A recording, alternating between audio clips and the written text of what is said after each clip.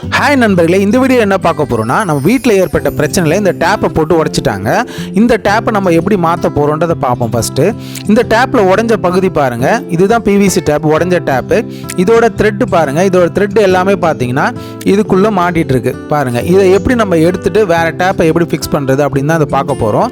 இந்த டேப் தான் ஃபிக்ஸ் பண்ண போகிறோம்.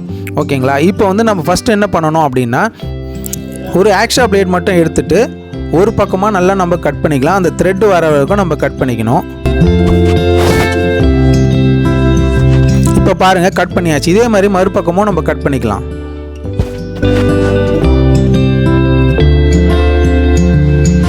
இது வரைக்கும் நம்ம சேனலை சப்ஸ்கிரைப் பண்ணாதவங்க மறக்காமல் சப்ஸ்கிரைப் பண்ணிங்க. பக்கத்தில் இருக்க பெல் ஐக்கானும் ப்ரெஸ் பண்ணிங்க. இப்போ ஒரு ஸ்க்ரூ ட்ரைவர் எடுத்து நம்ம கீழ்வாட்டத்துலேருந்து மேல் நோக்கி தட்டினோன்னா அந்த பிளாஸ்டிக் த்ரெட்டு பார்த்திங்கன்னா வெளியே வந்துடும். ஏன்னா இந்த வீடியோ உங்களுக்கு பிடிச்சிருந்தா மறக்காமல் லைக் பண்ணிங்க. இப்போ பாருங்கள், எவ்வளோ சுலபமான முறையில் நம்ம அதை கட்டிங் பிளேயரில் நம்ம இழுத்தோன்னா போதும், வந்துடும் அது. ஓகேங்களா? வந்தாச்சு. ஓகேங்களா? இப்போ அந்த இடத்த நம்ம நல்லா க்ளீன் பண்ணிக்கலாம். க்ளீன் பண்ணிவிட்டு இப்போ வேறு டேப்பை ஃபிக்ஸ் பண்ண போகிறோம். பாருங்கள்.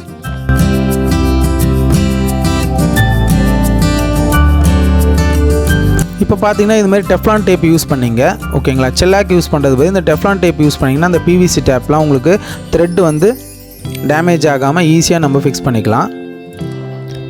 ஜஸ்ட் நீங்கள் ஹேண்ட்லேயே வந்து ஃப்ரீ ஹேண்ட்லேயே நம்ம ரொட்டேட் பண்ணாலே போதும், அதுவே போதுமானது. ஓகே, பக்காவாக ஃபிக்ஸ் ஆகிடுச்சு. இப்போ வந்து நம்ம டேப்பை கேப் கரெக்டாக இருக்கா அப்படின்றத பார்த்துங்க. எக்ஸ்ட்ரா டைட் பண்ணிங்கன்னா த்ரெட்டு டேமேஜ் ஆகிடும். ஓகேங்களா? இப்போ நம்ம இந்த வால்வை ஓப்பன் பண்ணிவிட்டு வாட்டர் எப்படி ப்ரெஷராக வருதுன்றதை பார்ப்போம். Thank you friends.